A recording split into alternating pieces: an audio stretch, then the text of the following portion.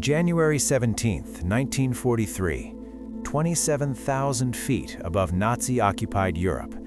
The air at this altitude doesn't feel like air at all.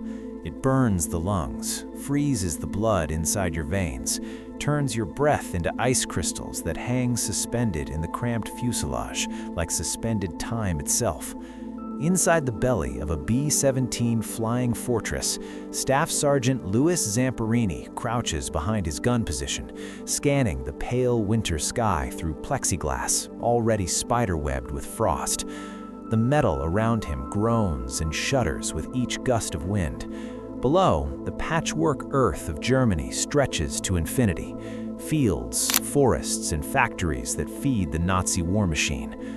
Above, only the merciless blue, and somewhere in that blue, death is hunting. The bomber, they call her All-American, is just one of 300 flying fortresses droning toward Bremen in a formation so vast it darkens the sky like a locust swarm.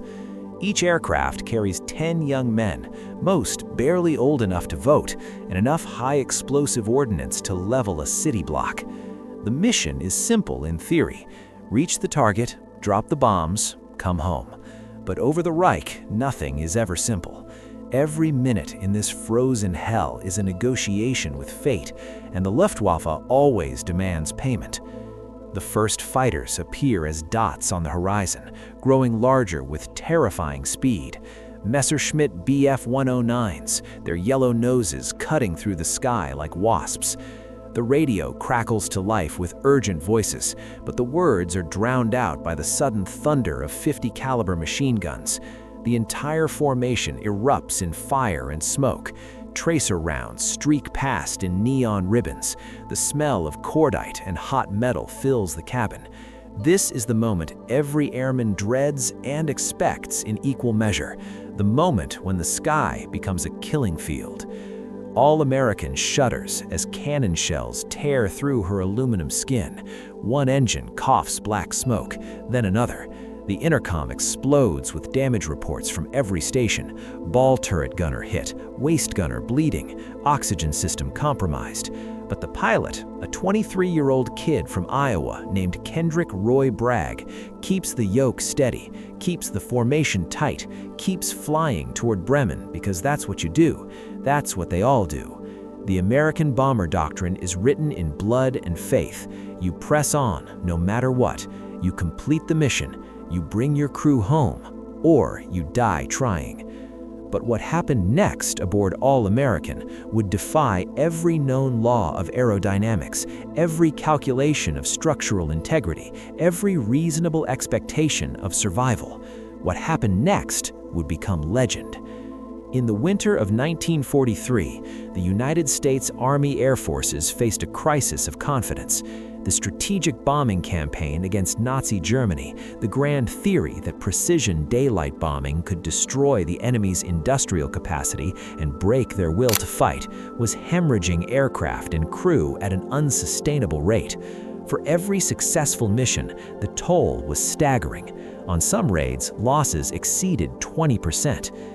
Simple mathematics suggested that most bomber crews would not survive their required 25 missions. The odds were worse than Russian roulette. The Germans knew this.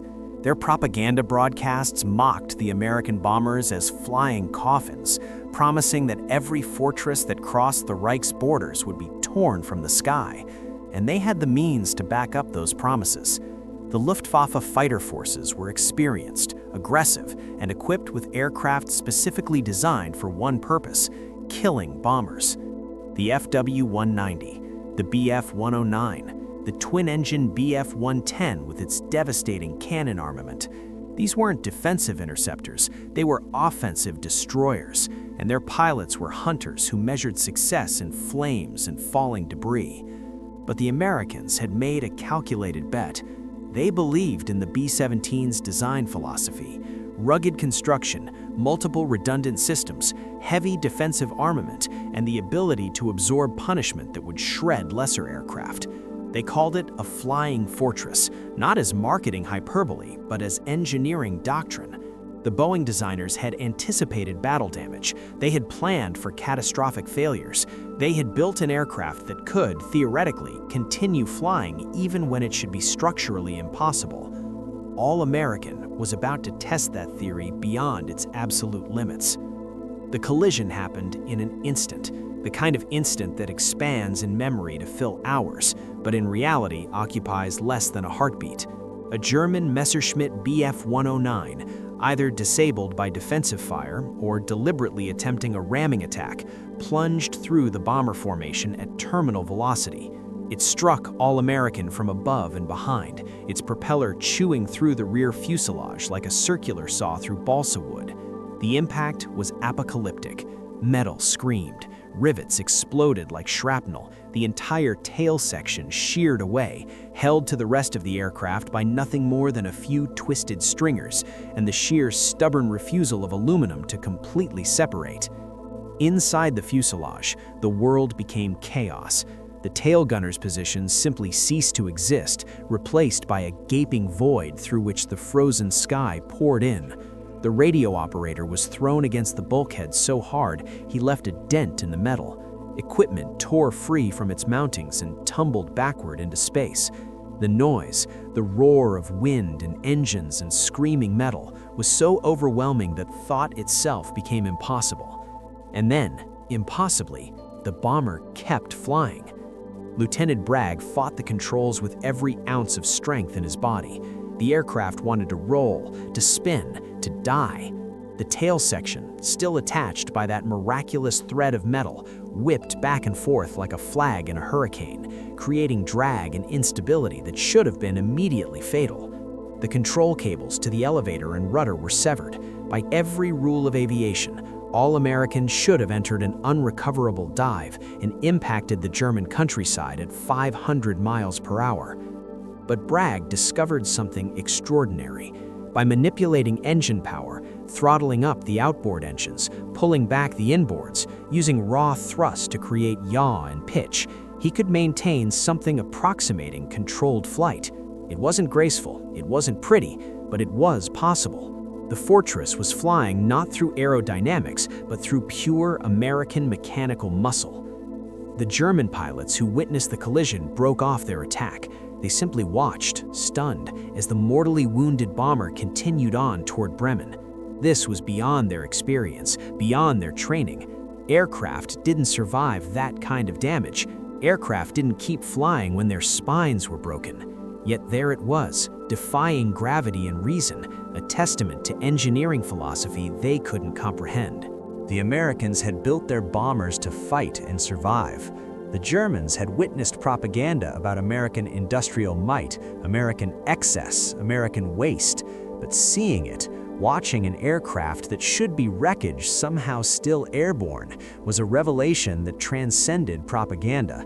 This wasn't just about one tough airplane. This was a glimpse into the vast, terrifying capability of American manufacturing and design philosophy. If they could build bombers this resilient, what else were they capable of? Inside All-American, the crew faced an impossible decision. They could bail out over Germany and spend the rest of the war as prisoners, or worse. Or they could trust Lieutenant Bragg, trust the aircraft, and attempt the 250-mile journey back across occupied Europe to England. Every man aboard knew the odds. They'd all seen fortresses go down. They'd all counted parachutes and done the grim arithmetic of who made it and who didn't. They chose to stay. The flight back became a masterclass in crew coordination and airmanship. The navigator, Lieutenant Godfrey Engel, calculated a route that avoided known flak concentrations because one solid hit would finish what the Messerschmitt had started. The engineer, Staff Sergeant Harry Tate, crawled through the damaged fuselage to assess structural integrity, reporting back that the tail section was hanging on by a prayer and some wire. The gunners maintained watch for fighters, knowing they were wounded prey, knowing the Luftwaffe would smell blood. And Lieutenant Bragg flew. He flew by instinct and improvisation, making constant tiny adjustments to engine power, trim, and altitude. He flew with his feet dancing on rudder pedals that barely responded. He flew through exhaustion and adrenaline and the creeping cold that seeped through his flight suit. He flew because 10 men's lives depended on him, and because the alternative was unthinkable. Behind him, the tail section swayed and groaned, still attached by those few twisted pieces of aluminum that should not have held. Every air current threatened final separation. Every gust of wind was a potential death sentence. The other bombers in the formation positioned themselves nearby, not close enough to risk collision, but close enough to witness, close enough to bear testimony if the impossible finally became impossible. They crossed the German border into occupied Holland, then over the Channel. The white cliffs of Dover appeared through the haze like a promised land. The crew allowed themselves the first flicker of hope, though nobody spoke it aloud. Hope was dangerous. Hope could kill you if you believed it too early. The landing would be the final test. Bragg couldn't use normal landing procedures. Without elevator control, he had no way to flare the aircraft properly. He would have to power his way down, using engine thrust to control descent rate, gambling that the landing gear would hold and the tail wouldn't collapse on touchdown. One mistake, one miscalculation, and they would cartwheel down the runway in a fireball of aviation gasoline and aluminum. He lined up on the longest runway at the emergency field, cut power gradually, let the fortress settle toward Earth at a rate that was far too fast, but was the best he could manage. The aircraft hit hard, wheels screeching, frame groaning, tail section slamming down with a metallic shriek that echoed across the field. But the gear held, the structure held. All American rolled to a stop, her broken tail dragging behind her like a wounded limb. The ground crew who rushed to the aircraft stopped dead when they saw the damage. Then they ran faster, bringing ladders and medical supplies, expecting to find corpses. Instead, they found 10 men climbing out under their own power, shaken, exhausted, but alive, every single one. A photographer captured the moment. All Americans sitting on the tarmac, her tail section held to the fuselage by what looked like nothing at all, a gap of several feet clearly visible between the sections. The image would appear in newspapers across America and Britain. It would be shown to engineering students for decades afterward as an example of structural design philosophy. It would become evidence in the great debate about American military-industrial capacity. But for the men who flew her home, it was something else entirely. It was proof that sometimes, just sometimes, faith in your equipment, faith in your training, faith in each other could overcome impossible odds. The Germans who saw All American limp away from the collision reported it to their intelligence officers with a mixture of awe and dread. In POW camps, captured Luftwaffe pilots would later speak of it in hushed tones. The bomber that wouldn't die, the fortress that flew when flying should have been impossible.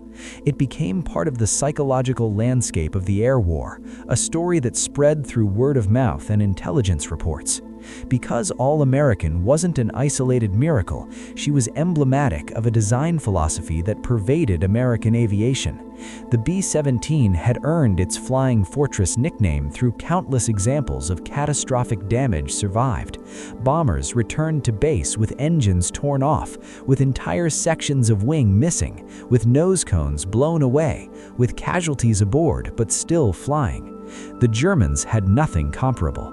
Their bombers were elegant, efficient, and deadly, but not resilient, not forgiving, not designed to absorb punishment and keep fighting.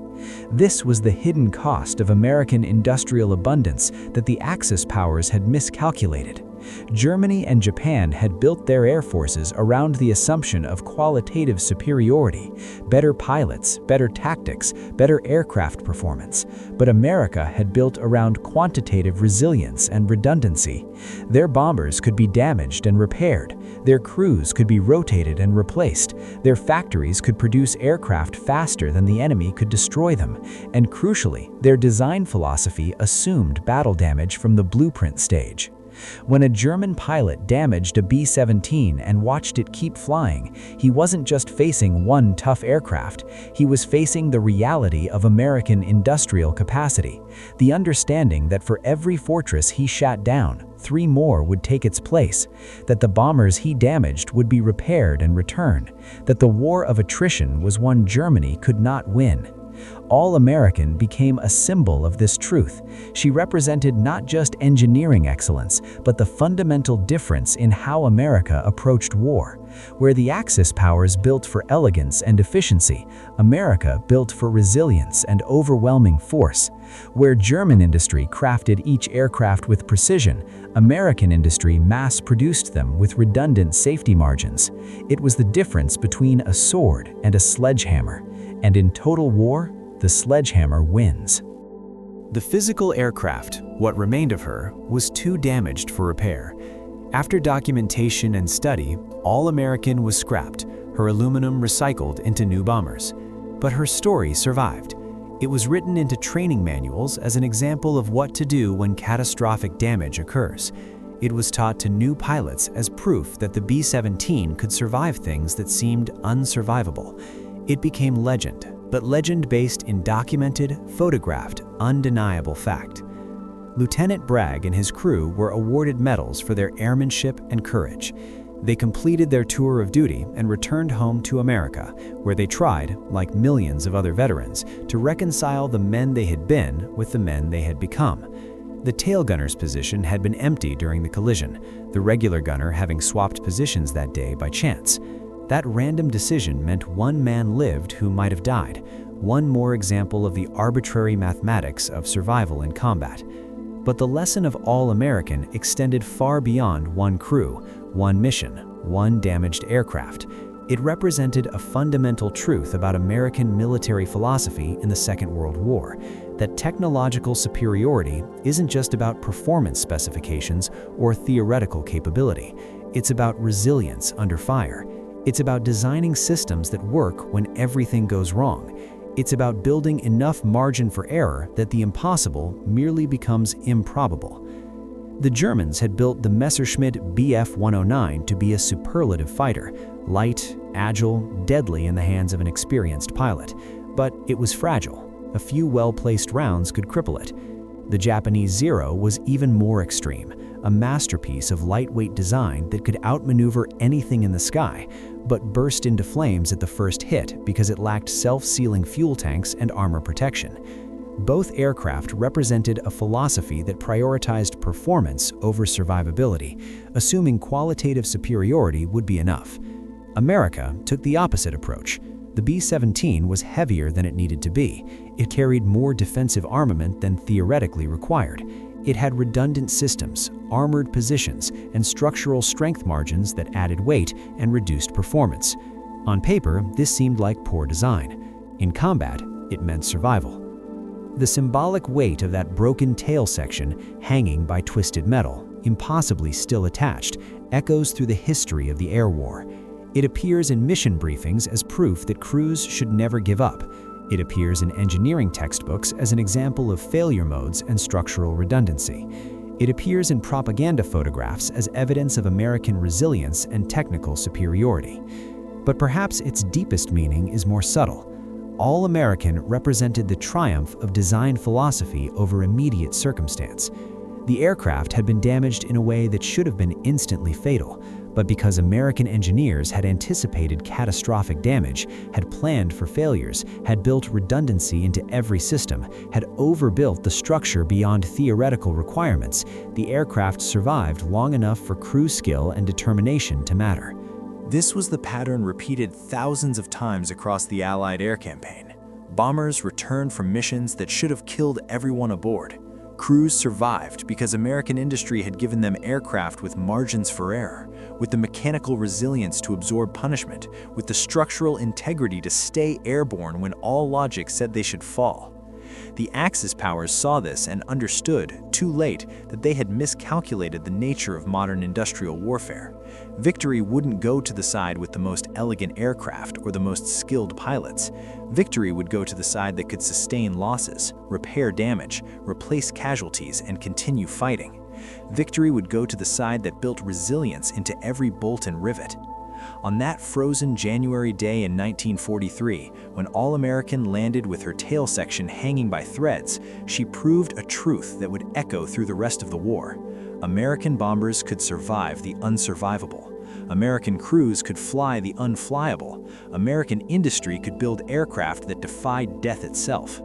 And in the end, that made all the difference. Epilogue. There's a photograph, grainy, black and white, taken moments after All-American rolled to a stop on the English runway. It shows ground crews standing beneath the gap in the fuselage, arms raised, demonstrating that a grown man could stand in the space between the tail section and the fuselage. The tail hangs at an angle, clearly connected by almost nothing, suspended in what looks like a physics violation. The men in that photograph are smiling. They've seen the impossible made real. They've witnessed what American engineering and crew determination can accomplish when pushed beyond all rational limits. They're looking at proof that the war can be won, not easily, not cheaply, but inevitably. Because when your aircraft refuse to die even when they should, when your crews bring home bombers that fly in defiance of aerodynamics itself, you're no longer fighting a conventional war. You're demonstrating industrial and human resilience on a scale the enemy cannot match. That photograph hangs in museums now, displayed alongside the statistics of the air war. 12,731 B-17s built, 4,735 lost in combat. But within those numbers lie countless stories like All-American, aircraft that should have been statistics but instead became legends, crews that should have died but instead flew home against all probability, missions that should have failed but instead succeeded through skill, courage, and aircraft that simply refused to quit. The tail section of All-American was scrapped for metal, but what it represented, the philosophy of resilience, redundancy, and overbuilt strength, survived in every bomber that followed. It survived in the B-29s that would burn Japan's cities. It survived in the Cold War bombers that carried nuclear deterrence. It survives today in every military aircraft designed with battle damage in mind, with redundant systems, with margins for error wide enough to save lives when everything goes wrong. One bomber, one crew, one impossible flight home. But sometimes one example is enough to illuminate a larger truth, that in war, as in life, survival often comes down to the margins, the extra strength built in, the redundant system that activates when the primary fails, the determination to keep flying when every rational calculation says you should fall. All-American kept flying, and in doing so, she proved that sometimes the impossible is just another problem to be solved with enough engineering, enough courage, and enough stubborn American refusal to accept that death is inevitable. The fortress that refused to die became the symbol of an air force that refused to quit. And that, ultimately, is why one bomber's survival story defied death and helped change the course of history.